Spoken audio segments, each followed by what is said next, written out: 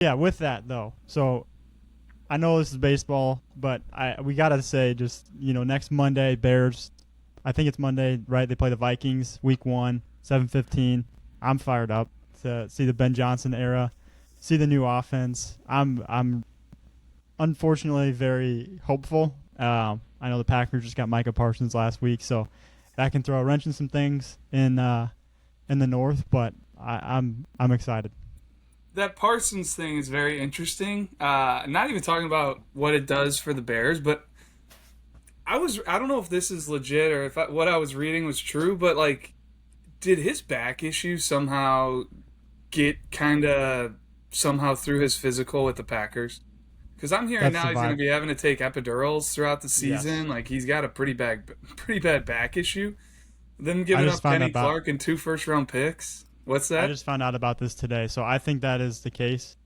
Like they said he's gonna have to do it this week to even play for Week 1 for them. So I don't know if like they kind of somehow snuck it by and the Packers didn't know, but I don't know. That's could be I bad. I I'm would want to hear more on this. Yeah, I'm because it pretty sure seems both wild. teams have to do physicals for any trade. And Like I heard the Packers did or something, or they yeah, like passed it through they a yeah. so I don't know. I don't know how something that big gets through, but like you said, like I don't know that they give up all that if this back injury is as serious as it sounds. So I almost think it had to get through. I'm obviously a big Micah Parsons guy, right? I'm the Penn State fan on this podcast, so I think it's a great trade for the Packers and Jerry Jones. I hope he lives forever because I hate the Cowboys. But yeah, weird stuff going on with his back. It's a weird situation. Sign him to a new deal, give up that much. You would think they would know he's coming in with a back issue, but You would maybe they hope. just didn't know quite the extent. I just thought that was very, very interesting. And then yeah, I'm excited too for the Bears, but I'm like nervously excited. I do this every year. I get super pumped. I was super pumped last year for the game, and they proceeded to lay an egg on day one or game one of the season. But no, I'm hoping for good things and just excited to see some Bears football and hopefully some well coached, hard nosed, Yep. understanding pre snap and not taking dumb penalties and competing and playing three sides of the ball. And I'm a little worried about the special teams with what I saw in preseason. I know but we were getting kicks blocked last year, and I don't know. They got to shore that up, but it's an exciting time of year. They also have the toughest schedule, right? Isn't that true? I In the believe so. It's NFL. definitely tough. So Yeah. that's a little disheartening, but we'll see. We'll see. Yeah.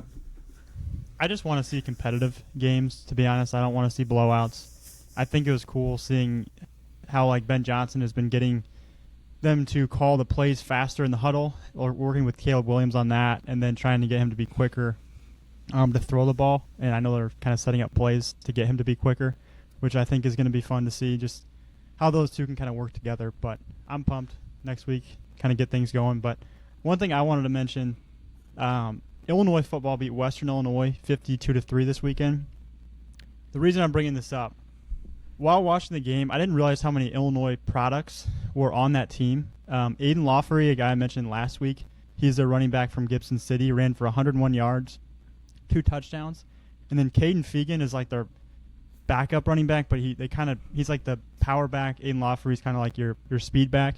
Fegan is from Arthur, Illinois, a really small town down there by Champaign. Ran for 74 yards and a touchdown. And then Hank Beatty is from Rochester, caught 5 passes for 108 yards, and then ran a punt return back for a touchdown. And I believe he was the Big Ten Special Teams Player of the Week for that. So a lot of good Illinois guys doing some awesome things. I'm sure there's plenty more that I'm missing, but just really cool to see, Illinois have guys like that. And then also Illinois is currently, I don't know if they updated the rankings yet, but they were number 12 last week. I don't know what their new ranking is or if they're doing a ranking yet, but cool to see for Illinois for sure. And then looking over at some baseball stuff, Dane Poe sent this over to us last week. Brendan Tunick made the Arizona Complex League All-Star game. He's batted 300 so far in the year with 5 homers, 17 RBIs, 5 triples, 10 doubles, 35 runs scored. So cool to see someone like that from Illinois, kind of tearing it up there in some minor league ball. I saw Mr. Jude Tunick. Warwick was doing well Newman too. Central Catholic 2024 grad, just for anybody out there. Go ahead, Pete. No, just Jude Warwick was.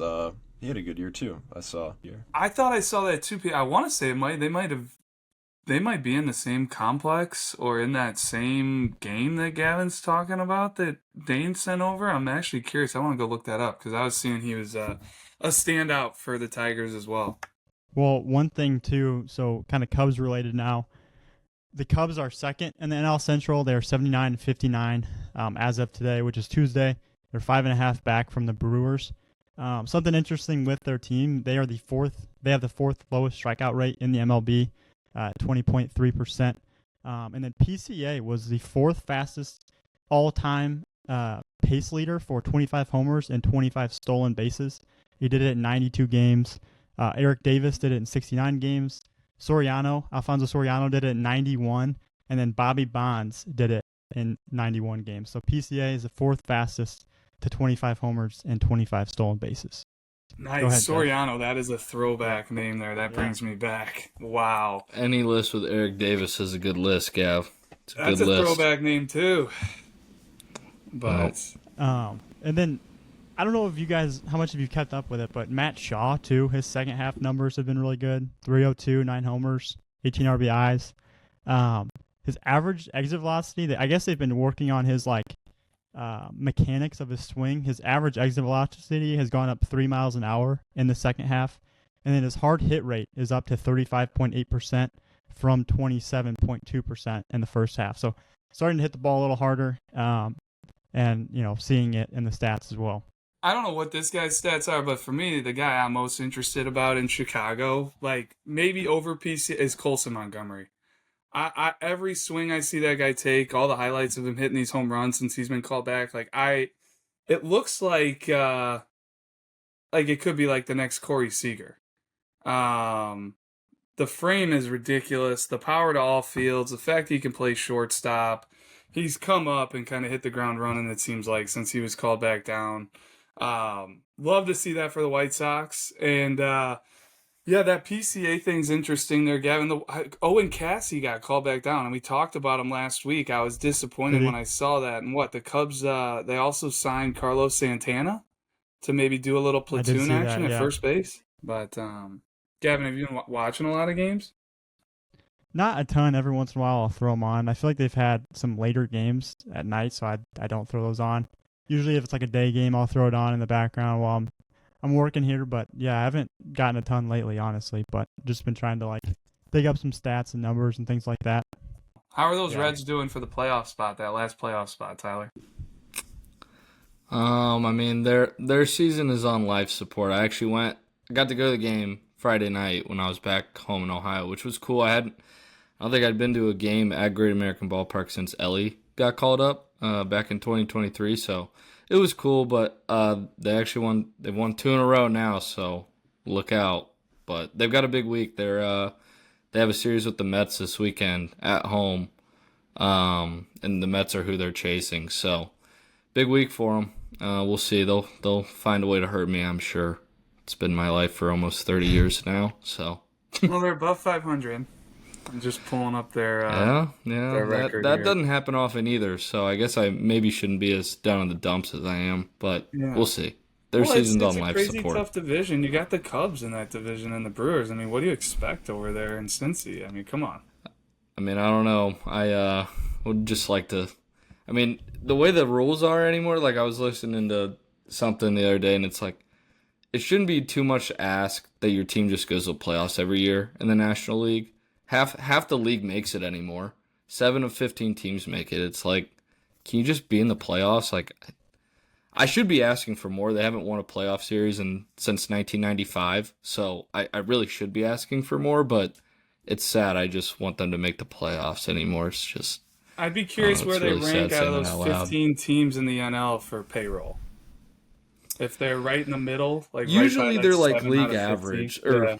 or 16 in that 16 to 19 range as a whole out of all 30 teams. But yeah, National League in particular, I feel like there are some really big spenders there. Obviously you got LA, you got New York, you got Philly who spends a bunch. Chicago is probably up there in payroll, but like even they don't probably spend like they should.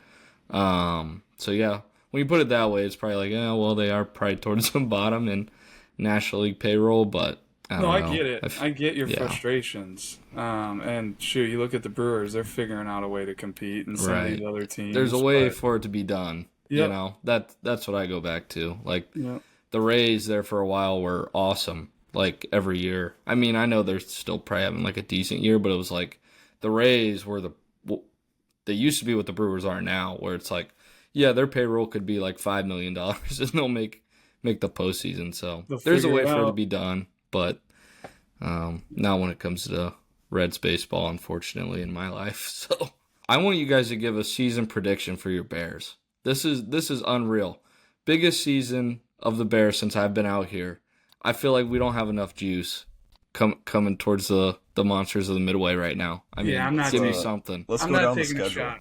Let's go down the schedule. We'll see. I was what they're doing it gonna before win, this what they're gonna started, lose. but I want to hear what you guys think before I I give what gotta my be thoughts honest. were. Tyler, you texted me about this before, and for me, that's like I don't want to do it. It's gonna put me. It's just like I feel like you get so hyped up as a Bears fan for so many years. I don't even want to stamp my name on something like that because I feel like I don't want to get myself excited. You know. No, we're gonna do it. See, Yeah, I'm not. he's I'm bringing the not energy messing I with was it. looking for. Yeah, my heart's been tore out. I was at the double doink game against Philly back in the day. Like I'm good on my Bears predictions. Drew said the bad words. I thought those words were banned from this podcast. No, I'm not scared of it. No, I had a great view of it from right behind. I saw it going. It was sickening. Oh, But we'll see. We'll see. I don't think this isn't a make or break year for me by any means with the Bears. This is like, can we get the organization going in the right direction? Do we have the right guy at the helm? Do we have the right quarterback? And from there, I can live with it. If it's the right coach, then the Bears are going to be competing. They're going to be good on all sides of the ball. They're not going to do stupid penalties. The guys are going to play hard for them. They're going to have creative plays. They're going to help Caleb Williams succeed, like you're talking about, Gavin, getting rid of the ball quick. That helps the offensive line. It doesn't allow Michael Parsons to get in there. And we'll see. We got to have a running game. Like Detroit, Ben Johnson, they had an unbelievable running game. And so we'll see what the heck we got there. We got a whole bunch of new offensive linemen. It's probably going to take more than just a couple games to piece that thing together. I can get going here. Like, I can give you a full Bears. I just, if we go game by game down the schedule, I'm going to say, oh, that's a win, that's a win, that's a win, that's a win, because that's a Bears fan for you. We can beat anybody in the league. So we'll see what happens. But all right, Hema, what do you got? Like I- 16-1. What are we thinking? It's gonna be 8-9 or 9-8. One of those two. That's exactly what I landed on. That's kind of where I was at. Obviously, maybe give or take a game, but I was in the same ballpark. So I'm going to take I'd your be word happy for with it. We'll go 9-8. We'll go 9-8. I think I'd that's be fair. very love happy it. with that. I need the positivity, guys. I mean, this is the best time of the year. Everybody's got hope, right? This is, unless It you're a looks Browns like- fan. it looks like they set the over-under at 8.5. So Did they? Wow. seems like a It's pretty good line. number. Good line. Yeah. All right, well, I can let you guys move on. I just, I wanted some more juice from the Chicago guys here. Like, I get excited for Bears games, and, like, they're, like, my second favorite team by default now. So I just wanted some juice out of the boys, I just thought maybe I'd get Drew to say, hey, we're going to win the North this year, but he's playing it very, very conservative right now. So Well, I mean, if you really want to get some juice out of these Bears fans right here, wait till the next podcast. And if Yeah, it's there coming we off go. a Monday Yep. night win, All you right. will definitely get some juice from me. all right, I'm I'll going to be hold you fired guys up. to it.